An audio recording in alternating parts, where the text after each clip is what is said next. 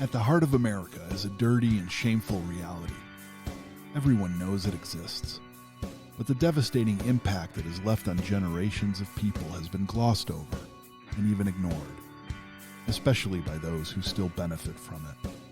Our American history is rooted in racism. More obvious chapters include the decimation of Native American populations, slavery, segregation, and the Jim Crow era. Most Americans have learned about, or at least heard of these events.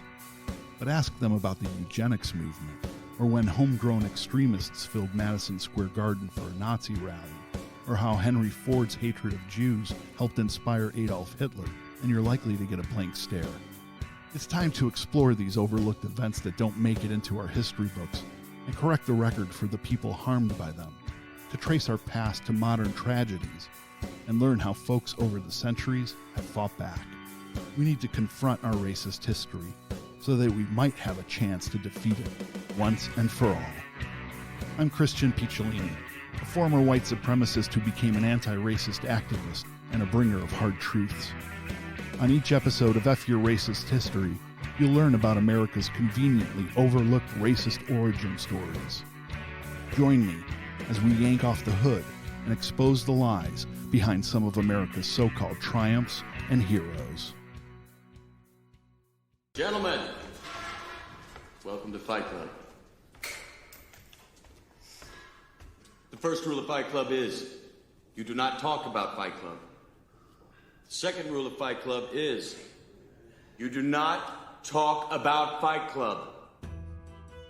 The KnowNothings, America's original extremist fight club, a secret fraternity, a xenophobic hate group, a mainstream political party.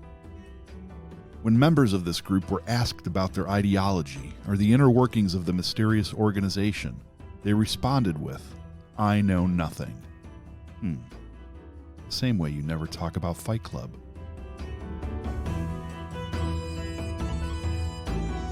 As immigration to the United States from Europe exploded in the late 1840s, primarily from Ireland due to the Great Potato Famine, and newcomers mainly settled in free states, the newly established KnowNothings rallied support from working-class whites in the North who were fearful for their future prosperity in a demographically changing nascent nation. They were afraid of being replaced by foreigners. What started as arguably a small drunken street gang with code words and secret handshakes in the late 1840s quickly turned into a mainstream political party called the Native American Party in the 1850s. America for Americans was their motto. Known as the KnowNothings, their hateful views were clear and unminced. They were nativist, populist, stood against immigration, and were staunchly anti-Catholic. They wanted to make America great. And it was absolutely a sort of fight club. In New York, a faction of the KnowNothings official political party grew out of a violent street gang called the Bowery Boys, run by Bill the Butcher Poole in Lower Manhattan, in opposition to the pro-immigrant political machine at the time, Tammany Hall. You might recognize the name Bill the Butcher from Martin Scorsese's film The Gangs of New York. Bill the Butcher Cutting, as the character was named in the movie, was played by the great Daniel Day-Lewis, and the film was loosely based on the feud between nativist know-nothing gangs like the Bowery Boys and rival Irish immigrant gang, the Dead Rabbits.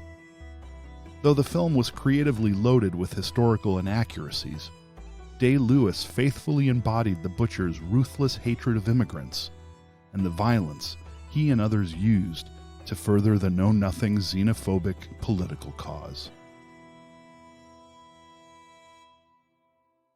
That's the building of our country right there, Mr. Cutting.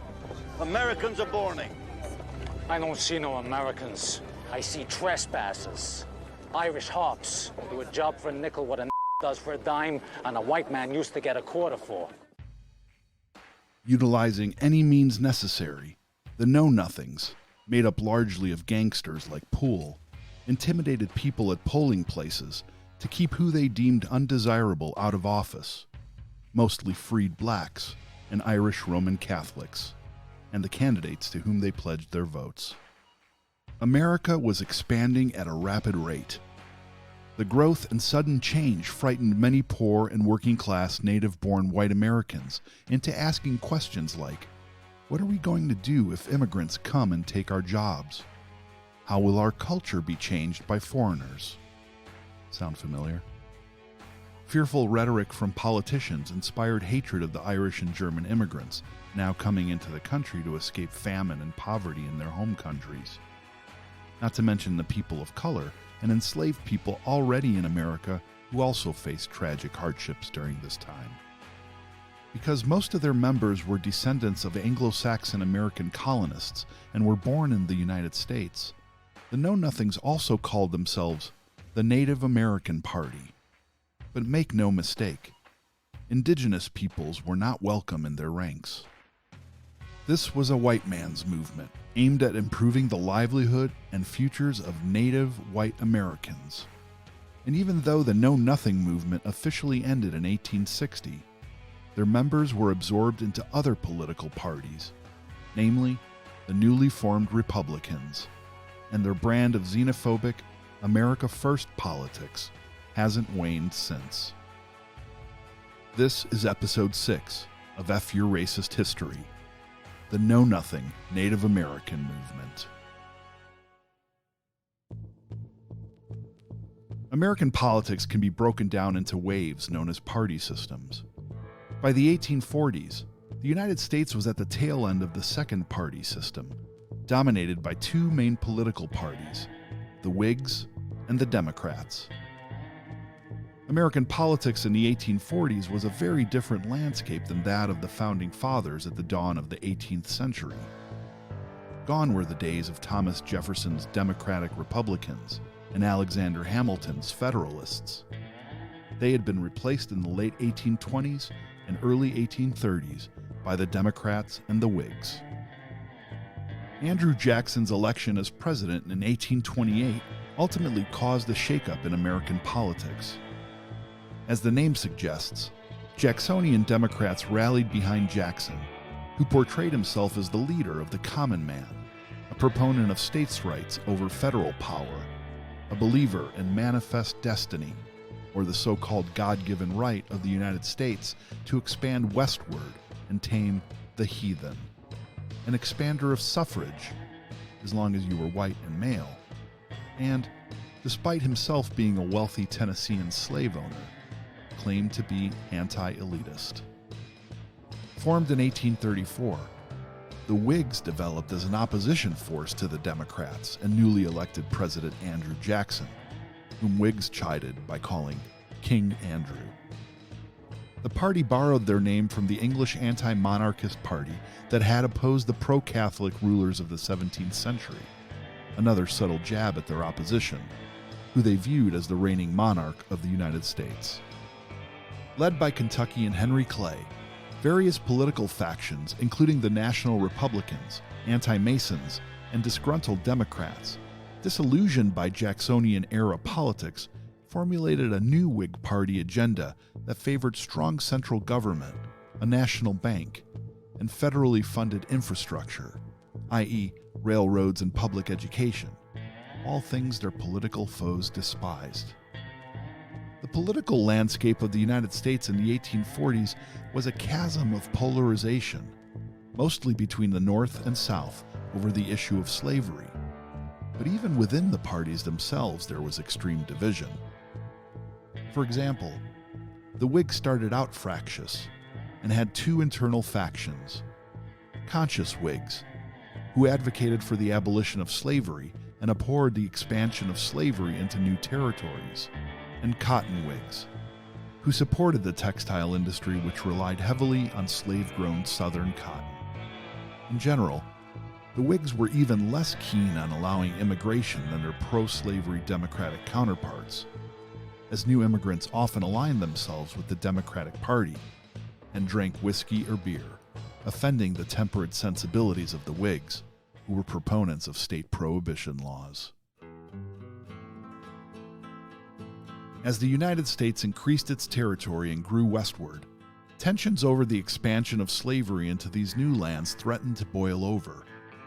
Southern Democrats made the expansion of slavery an issue of Southern survival.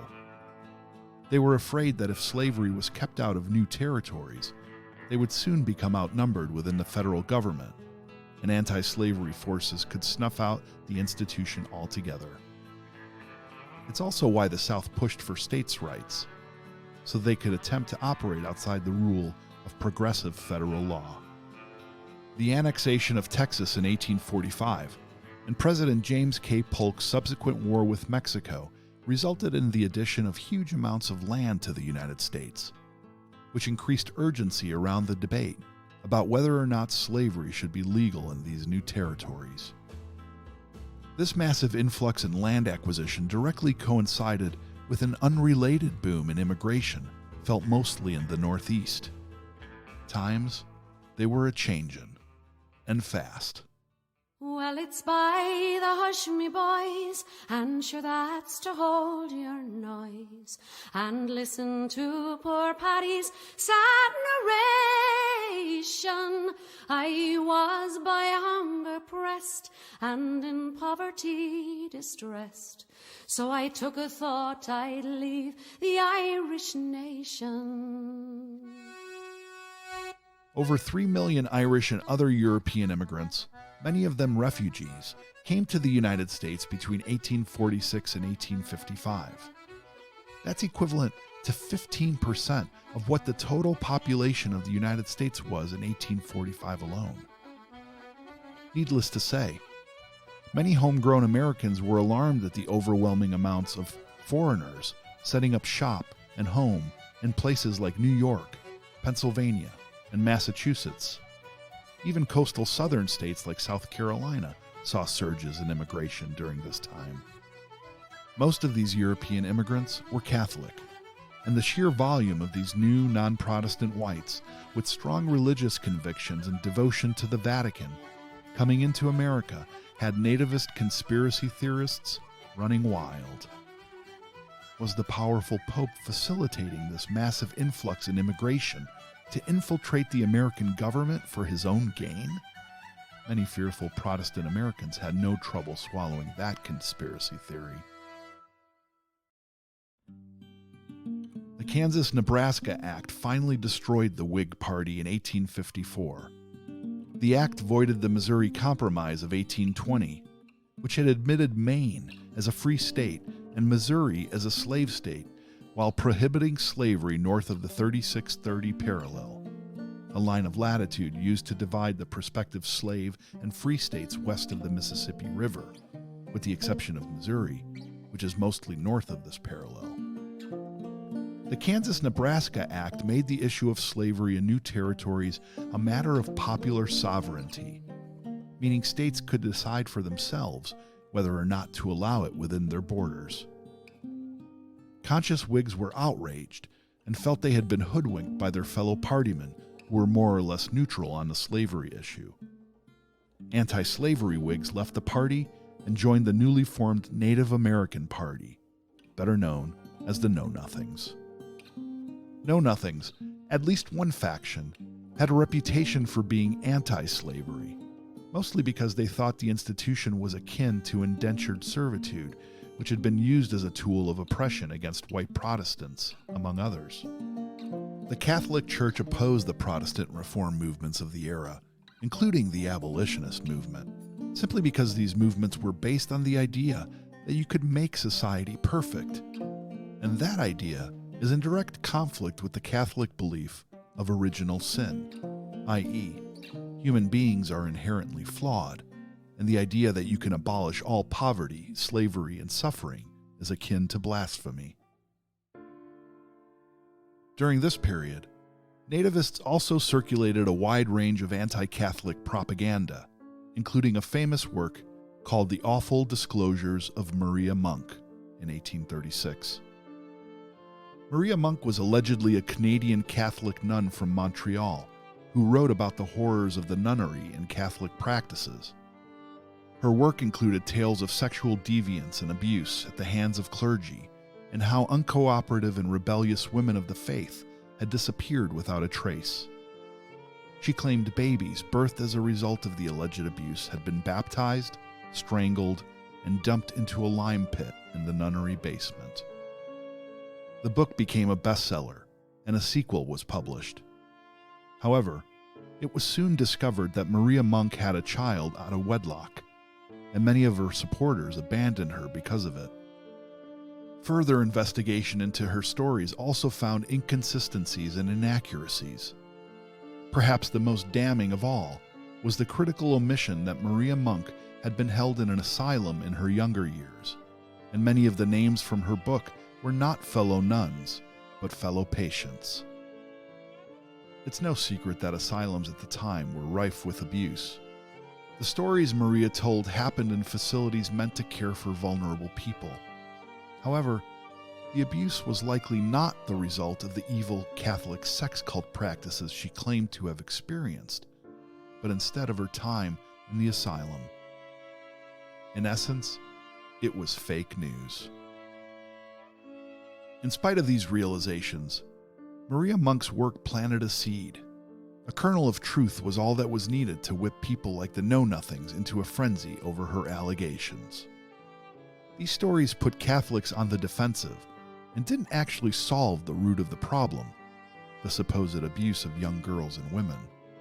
And they gave the nativists a more robust platform from which to tout their conspiratorial views.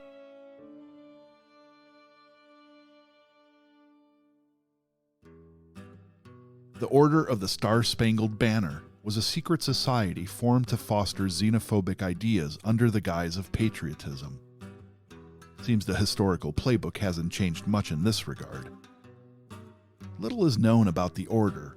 It was a secret, after all.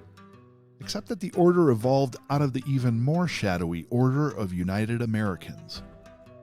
Both were fraternities that presumably only admitted white Protestant men. The Order of the Star-Spangled Banner had a set of initiation rituals known as Seeing Sam, which included memorization of special signals, hand gestures, and other covert forms of communication. Initiates also had to pledge to uphold Protestantism in the face of, quote, popish idols.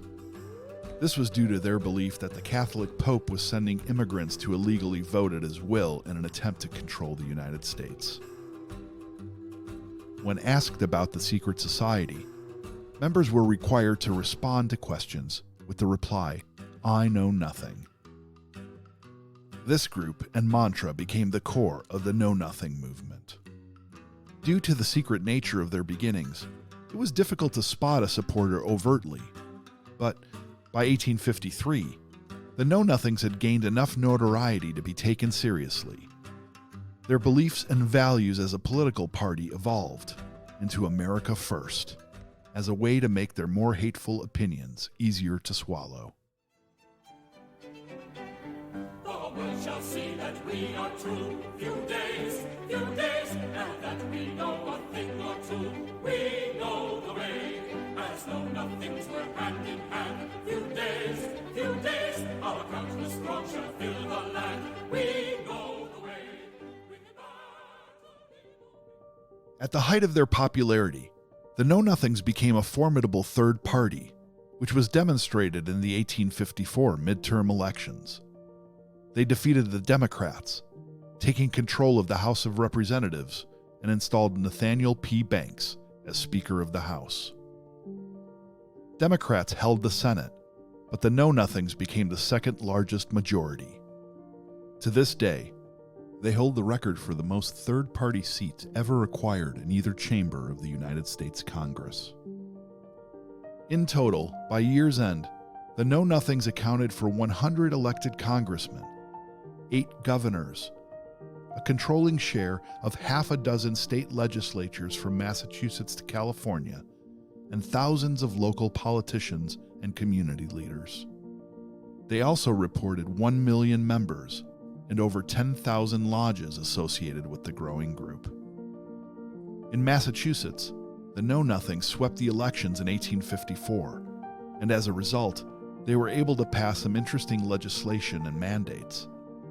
To start with, they deported large numbers of Irish immigrants from the state and passed a personal liberty law to to protect the rights of escaped slaves who made it to Massachusetts, circumventing efforts of the Fugitive Slave Law of 1850.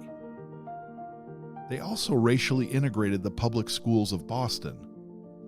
What's the reason for this racially progressive stance? Well, most black people of this period aligned with Protestantism and were therefore worthy of protection under the Know-Nothing doctrine. As a general political movement, the Know-Nothings wanted to restore America to a country of, quote, temperance, Protestantism, self-reliance, with American nationality and work ethic, end quote. Supporters championed ideas such as a 21-year naturalization process for new immigrants, removal of all Catholics from office, mandatory Protestant Bible teachings in school, and the deportation of criminals other than themselves, of course. These last two party principles clashed in horrific violence with the tarring and feathering of a Swiss immigrant Catholic priest named Johannes Bapst. Bapst arrived in the United States in 1848. He had been sent to Maine to help guide new immigrants from Catholic countries and convert people already living there, and he was successful.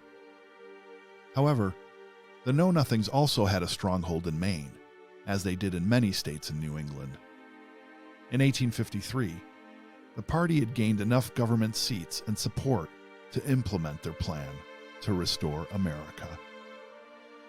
Mandatory Protestant Bible reading in school was one such element of the plan implemented in Ellsworth, Maine, where Bapst lived at the time.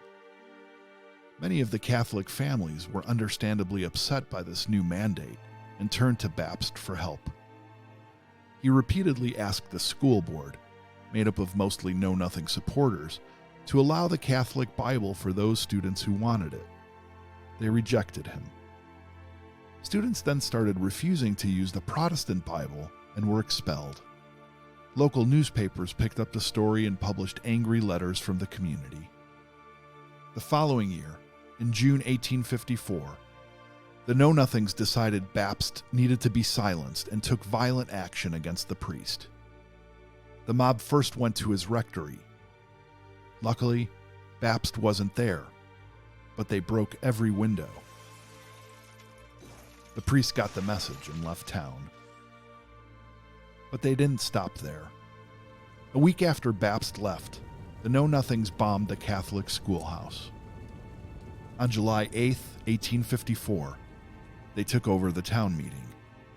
They declared if Bapst was found, they would help him in, quote, trying on an entire suit of new clothes, such as cannot be found at the shops of any tailor, and that when thus apparelled, he be presented with a fine ticket to leave Ellsworth upon the first railroad operation that may go into effect, end quote. Bapst didn't take their threats as seriously as perhaps he should have, and attempted to return to Ellsworth in October. The story is that a mob of over 500 Know-Nothings and their sympathizers dragged Johannes Bapst from the home where he was staying, took him into the woods, tied him to a tree, and beat him. They then poured boiling hot tar over his body and dumped feathers on him while taunting him and threatening to hang him. As promised in the town meeting, they made him, quote, ride the rail, meaning the mob hoisted him up on a fence post wedged between his legs and carried him through the town. Bapst was then dumped at the town limits and left for dead. The priest survived the ordeal but never returned to Ellsworth. Despite outrage from the community and in the media, no charges were ever filed against his attackers. While this story is shocking, it is far from the only violence imparted at the hands of the Know-Nothings and nativists during this time. Between 1844 and 1858, major cities saw increased xenophobic and anti-Catholic crime associated with the rhetoric of the Know-Nothings, some of which evolved into riots. Supporters burned down churches, hurt and killed innocent people, and terrorized Irish and German American immigrants. Their control and influence over the law and legislature allowed them to get away with it. Newspapers that sided with them published pro-nativist stories and political cartoons. In 1856, Thomas R. Whitney, a New York journalist, politician, and know-nothing figurehead, published the extremely long-titled book, A Defense of the American Policy, as opposed to the encroachments of foreign influence, and especially to the interference of the papacy in the political interests and affairs of the United States. The 26-chapter work dedicates 6 entire chapters just to discuss anti-papacy Romanism and the, quote, dangers of Catholicism. In it, Whitney repeatedly reiterates the conspiratorial suggestion that papal powers were influencing American politics. The claim soon became the ideological doctrine of the Know-Nothings.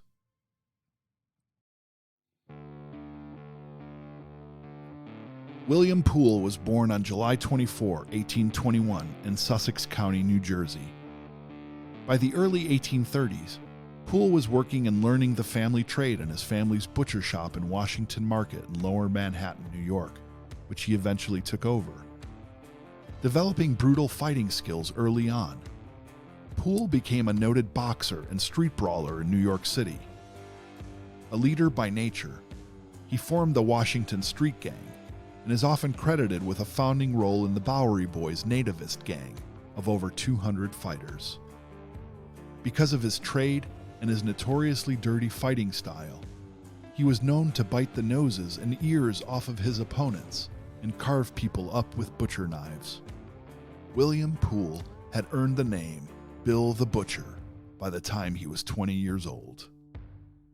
The social climate of New York City in the 1840s was highly volatile and segregated by culture, race, country of origin, religion, and class. Bill the Butcher, having been born in America, was a nativist through and through, and his involvement with the Bowery Boys would have exposed him to a variety of nativist groups, including but not limited to the Order of the Star-Spangled Banner and the Order of United Americans, precursors to the Know-Nothings. Though wholly disorganized, these men, and a few women, were united in their hatred of immigrants, Catholics, and the Irish. I'm a decent boy just landed from the town of Ballyfat. I want a situation, and I want it very bad. I've seen employment advertised, it's just the thing, says I. But the dirty spout being ended with no Irish need apply. Well, I says that's an insult. When the Know-Nothing Party became the official Native American Party in 1854, Bill the Butcher morphed into a political leader. His gang members were the boots on the ground sent to do the party's bidding. They gathered at polling places, intimidated and beat up immigrants before they could vote, and generally terrorized anyone in Lower Manhattan not associated with the nativist movement. By the time he was 31 years old, William Bill the Butcher Poole was one of the most famous men living in New York City, mostly because of his brawling, debauchery, and roughing up of polling places.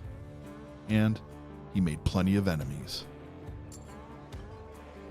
One night, in February of 1855, Bill had a run-in with an Irishman named John Morrissey. Morrissey was a champion boxer and an opposing Tammany Hall man who had been regularly hired to protect polling places from Bill and his goons. They were old adversaries. The Butcher was apparently feeling quite good about himself and yelling about how tough he was when Morrissey decided he had had enough. Morrissey walked up to Bill, spit in his face, and drew a gun on him. He fired all of his shots but missed, leaving him unarmed and facing one of the fiercest fighters in Lower Manhattan. Bill pulled his own pistol ready to kill Morrissey where he stood. Lucky for Morrissey, a friend of his intervened and convinced Bill it wasn't a fair fight. Exasperated, Bill threw down his pistol and produced 2 butcher knives. He placed them upon the bar and instructed Morrissey to pick his weapon, a prospect Morrissey didn't relish since it was known throughout the city that Bill the Butcher could throw a butcher knife through an inch of wood at 20 feet. Police broke up the fight and told both Bill and Morrissey to go home. Morrissey did as he was told, but Bill came back to the pub with two of his friends, presumably to antagonize Morrissey's friends who remained. Within minutes, half a dozen friends of Morrissey's associates crowded into the bar, specifically two men named Louis Baker and Jim Turner. Turner took aim at Bill using his arm to steady his huge revolver, but accidentally shot himself instead. He hit the floor, but managed to get a second shot off that hit his target in the knee. As Bill crumpled to the floor, Louis Baker, who had himself been beaten in the street by Bill a few weeks before, grabbed the butcher's lapel and fired his revolver twice into him. One bullet settled into his abdomen. The other pierced his heart. Despite this, Bill the Butcher threw one last knife that landed in the door jamb before he finally collapsed on the ground. Miraculously, William Poole lived for 11 more days after the incident, giving plenty of time for him to spin the story to the hundreds of people filing past his sickbed. By the time he died, nearly 250,000 mourners had packed into Lower Manhattan to pay their respects. Papers across the country reported the butcher's famous alleged last words, quote, "Goodbye, boys. I die a true American." From February 22nd to the 25th of 1856, the KnowNothing Native American Party held a convention. Having established themselves as the main opposition to the Democrats, they needed to find the right candidate to put forth as president. Former President Millard Fillmore was selected as the presidential candidate, and Andrew Jackson Donaldson, a prominent Tennessean and a ward of former President Andrew Jackson, was selected as the vice presidential candidate. Fillmore's camp would later say that he was not even present at the convention and never put his name forward for nomination. In fact, Fillmore was never a card-carrying know-nothing, but he agreed with their stance on immigration and stated that the Native American Party was, quote, "the only hope of forming a truly national party which shall ignore this constant and distracting agitation of slavery," end quote. Nevertheless, the pair lost the election. They received 21% of the popular vote, but only received a total of 8 electoral college votes, finishing a distant third in general voting. The 1856 American Convention and Millard Fillmore's subsequent election loss marked the beginning of the end for the Know-Nothings. As the Civil War loomed, the party's lack of a unified position on slavery caused fissures too deep to be repaired. In order to become a viable national party and fill the void left by the Whigs, Know-Nothing leaders had avoided discussing the country's most controversial issue. At the time, there were ardent abolitionist Know-Nothings, and there were pro-slavery Know-Nothings. But following the 1856 convention, it was clear slavery was no longer an issue they could ignore. The party couldn't pick a side without splitting their coalition in two. People, allegedly including Abraham Lincoln, criticized the anti-slavery Know-Nothings as hypocrites. But Lincoln was afraid to make overt anti-nativist statements in public for fear of losing support. He wanted to maintain an air of neutrality in order to prevent the burgeoning Republican Party from being associated with extreme abolitionists, while also leaving the door open for ex-Know-Nothings to join his party. In private, Lincoln criticized the nativists. In an 1855 letter to his close friend Joshua Speed, Lincoln said, quote, "I am not a know-nothing. That is certain.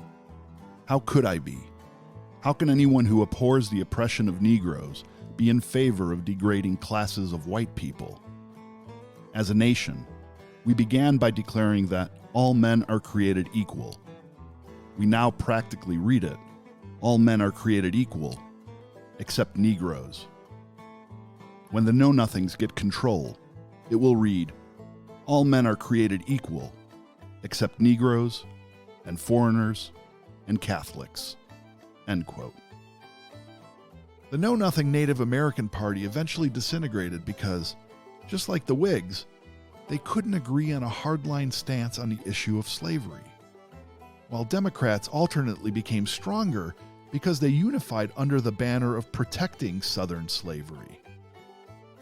Know-Nothings who were in the anti-slavery camp joined the newly formed Republican Party, and the ones who weren't joined the Democrats. But even as the party dissolved, nativist sentiment lingered. The Ku Klux Klan, established in the wake of the Civil War, had lost some steam in the 1880s and 90s, but was revived in the 19-teens thanks to the film The Birth of a Nation. Their membership boomed because of it, and the group morphed into a nativist terrorist movement that smelled a lot like the Know-Nothings. To quote historian William Starr Myers from his 1924 piece, Know-Nothings and the Ku Klux Klan, quote, "With the possible exception of masks, robes, and other like paraphernalia, the Ku Klux Klan is an almost complete replica of the old Know-Nothing movement of the 50s of the last century. It professes the same objects and uses nearly the same methods." End quote.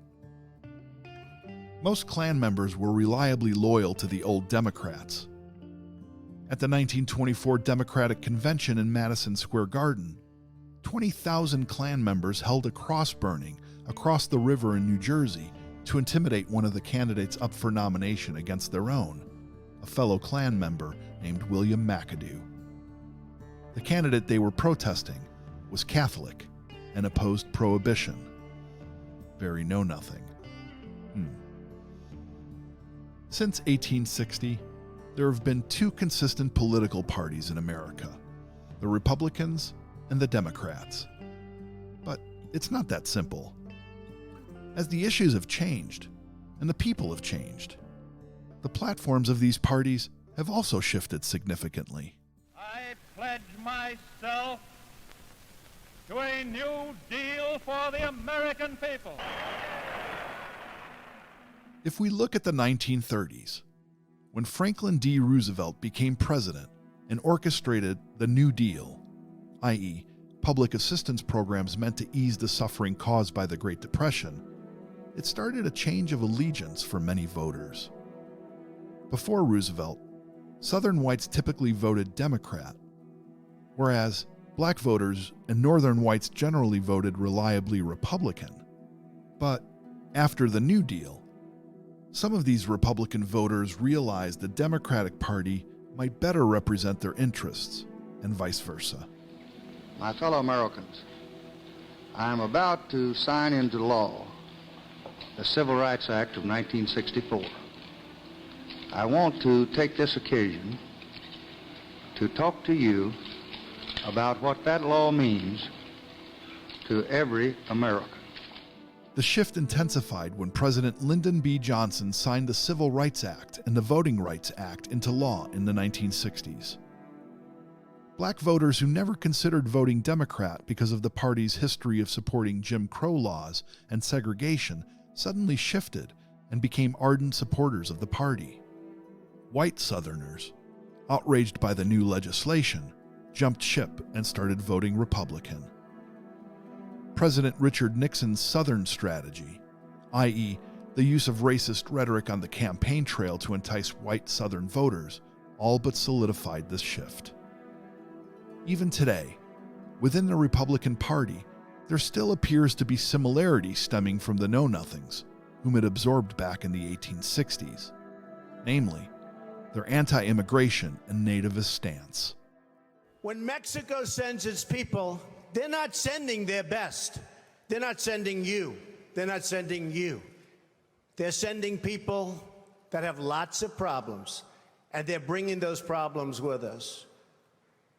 They're bringing drugs, they're bringing crime, they're rapists, and some, I assume, are good people.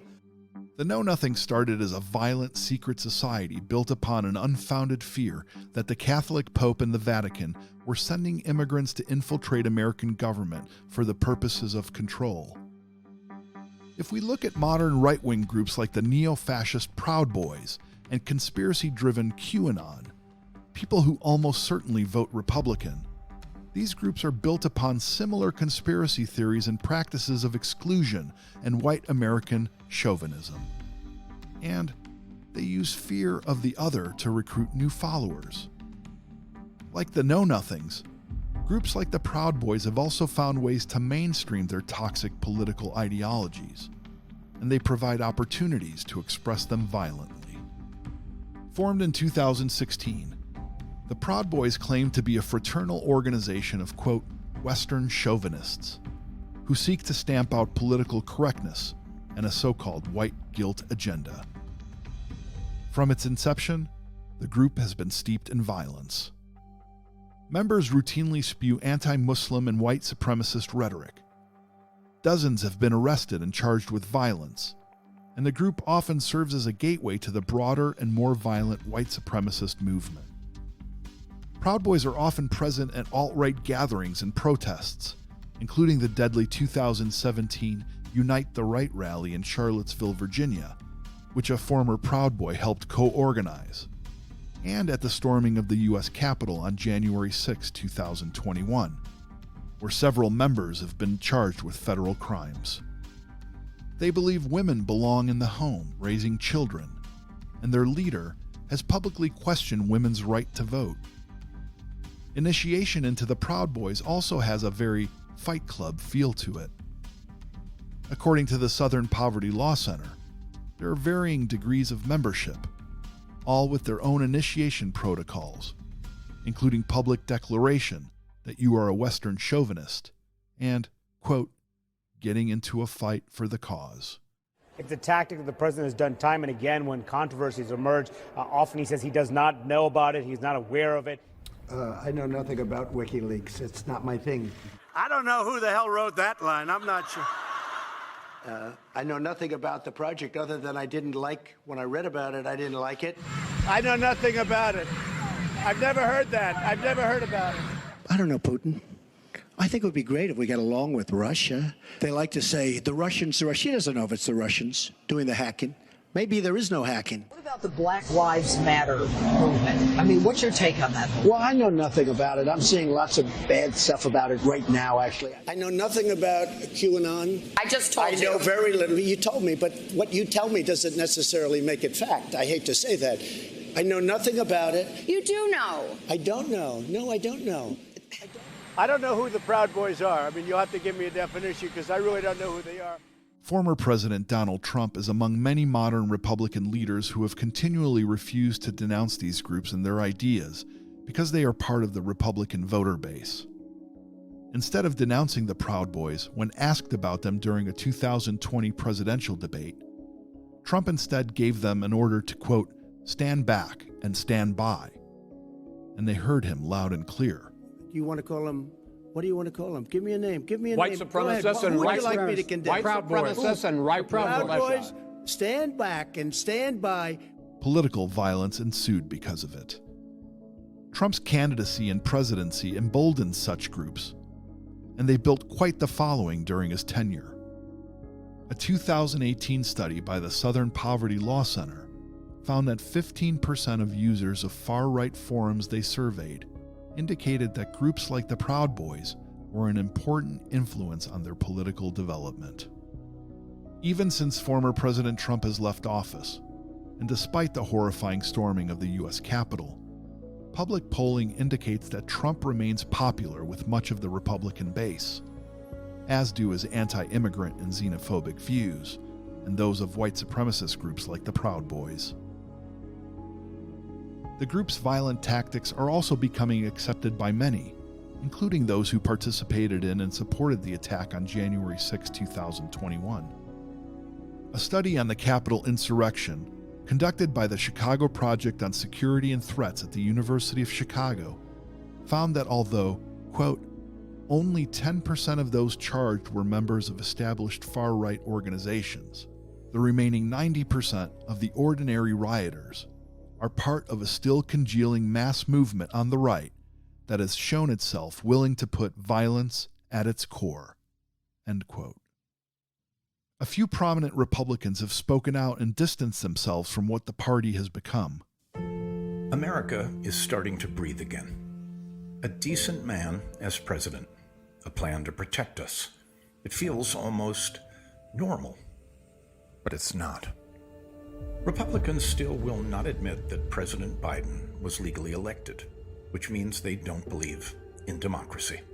They believe an election is only legitimate if they win.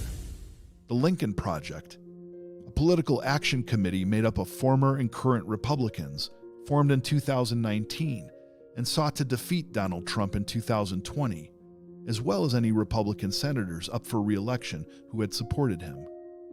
Trump administration officials who resigned, like former Department of Homeland Security Assistant Secretary for Counterterrorism Elizabeth Newman, have been very vocal in their disgust with the shift in the party under Trump, and continually condemned violent extremist groups and the politicians who empower them. God has blessed America, Mr. Speaker, but our freedom only survives if we protect it, if we honor our oath taken before God in this chamber to support and defend the Constitution, if we recognize threats to freedom when they arise. Today, we face a threat America has never seen before. A former president who provoked a violent attack on this Capitol in an effort to steal the election has resumed his aggressive effort to convince Americans that the election was stolen from him. He risks inciting further violence. Neoconservative Liz Cheney, a U.S. representative from Wyoming, was ousted this spring as the chair of the House Republican Conference for supporting the impeachment of Trump for his role in the Capitol siege and for her criticism of his false stolen election narrative. What will happen between now and the 2024 presidential election? Are we witnessing another emerging faction within an established American political party? Will more Republicans join in dissent and seek to build anew? Which side of this divide will prevail? Or will we all lose? Everyday Americans are increasingly being sucked in by the fear-mongering and empty promises made by far-right extremist groups like the Proud Boys and by people like Donald Trump. Can these efforts be countered? Can these bad actors be out-organized?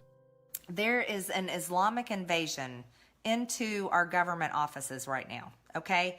You saw after midterm elections, we saw so many Muslims elected. I don't know the exact number, but there were quite a few. We had that woman out of Minnesota. Now she's going into Congress and she's got to wear a head covering. They want to put their hand on the Quran and be sworn in. No, you have to be sworn in on the Bible. But we have an Islamic invasion into our government offices. Those who care about democracy and hope to defeat those who want to destroy it better get to work, because history is repeating itself. That's all for today. Join me next time as we shine a light on another shameful chapter of our country's racist past. We can't beat the problem if we can't see it. You've been listening to F Your Racist History. If you like what you've heard, do us a favor and rate us on whichever platform you listen on. It helps. You can get more information on this and other episodes at fyourracisthistory.com or on your favorite podcast app. F Your Racist History is produced by Goldmill Group and distributed by Sounder. This episode was researched, fact-checked, and written by Maggie Coomer and Jasmine Brand. Links to source material and references are included in the show notes. Our editor is Ken Pendola. Music is courtesy of Flatfoot 56. Jamie Moeller is our producer. And I'm the executive producer and your host, Christian Picciolini. Thank you for joining. See you next time. And as always,